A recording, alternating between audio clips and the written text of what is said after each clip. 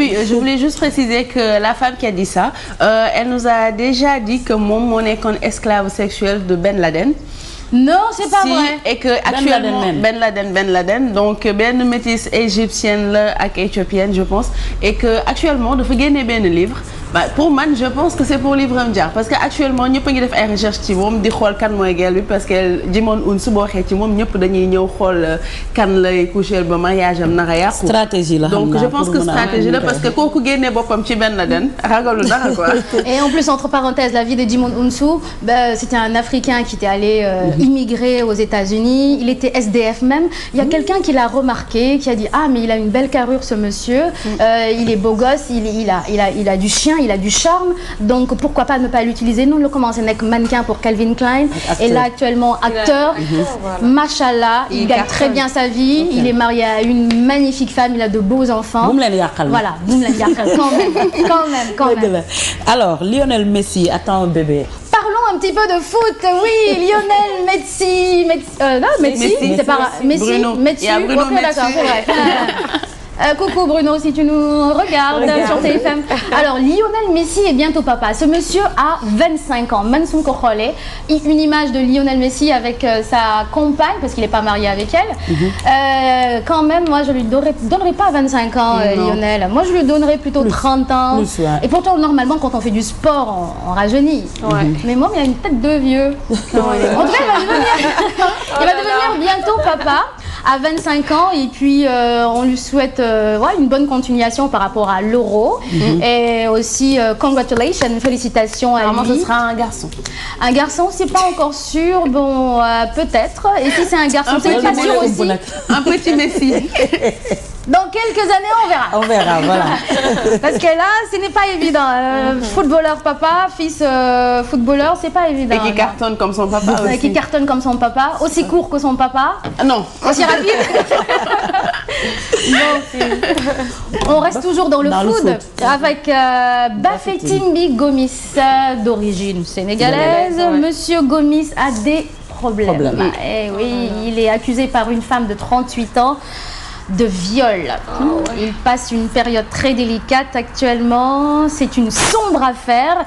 Avec un de ses coéquipiers. Mais bizarrement, la jeune femme dit oui, voilà, Bafétimbi Gomis m'a violée avec un de ses coéquipiers, mais elle ne reconnaît pas l'autre coéquipier. Mais comment ça se fait qu'elle puisse reconnaître Monsieur Gomis et pas l'autre? Mais parce que c'est Monsieur Gomis. Ah. Mais l'autre, il peut être aussi, je sais pas, une star du foot. Pourquoi Monsieur Gomis? Pourquoi il a été choisi? Très bonne question. Pourquoi il a été choisi? Voilà. Très bien, très bonne question. Oui, parce que là, c'est une affaire à suivre. C'est flou, on ne sait pas. Il paraît qu'il a été en garde à vue. Il y a d'autres qui disent que non. Lui, il a envoyé sur son Facebook, voilà, je n'ai jamais été en garde à vue. Cette histoire-là, c'est pour ternir mon image. Encore, on revient toujours sur voilà, cet esprit malsain. Pourquoi tout le temps les filles ou même les mecs veulent ternir la réputation? Qu'est-ce qui vous arrive, les filles? Travaillez comme tout le monde, essayez de gagner votre vie comme tout le monde. Essayez d'être célèbre comme tout le monde. Essayez d'être célèbre en faisant de très bonnes choses, pas des choses... Tristement célèbre, mon barou. Bon, on passe à qui encore? Thierry Roland. Thierry Roland, oui, c'est un commentateur sportif très connu en France, qui est décédé récemment. Je rappelle aussi que Thierry Roland a fait entre 52 et 54 ans de télé. De commentaires. Là actuellement, c'est l'équivalent de qui Thierry Roland au Sénégal? C'est pas Pape Laïdiao. Laïdiao, 57 ans de carrière. Il a commenté 13 Coupes du Monde. Ce monsieur, est-ce qu'il est passé en photo? Thierry Roland, voilà, si vous le reconnaissez, chers téléspectateurs, il a commenté 13 Coupes du Monde, 9 championnats d'Europe, des nations. Et c'est justement pendant l'Euro polonais-ukrainien qu'il n'a pas pu commenter. Il est décédé à l'âge de 74 ans. Il était malade, il a succombé en pleine opération, il a fait un AVC. Apparemment, c'est l'AVC fait des ravages ces temps-ci. Le monsieur qui est décédé, que je ne connaissais pas, Chérif El Walid, qui est décédé au Kenya.